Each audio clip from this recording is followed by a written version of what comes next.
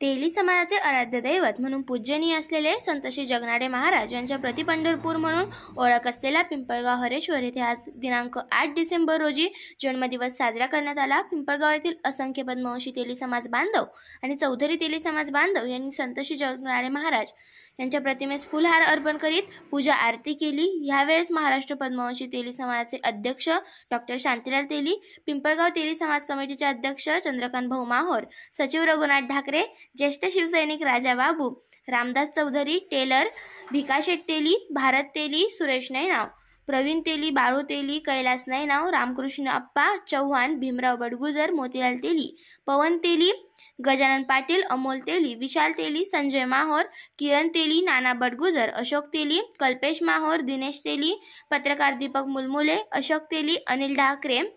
सावळे यासोबतच असंख्य समाज बांधव आणि ग्रामस्थांनी संतजींना विनम्र अभिवादन केले।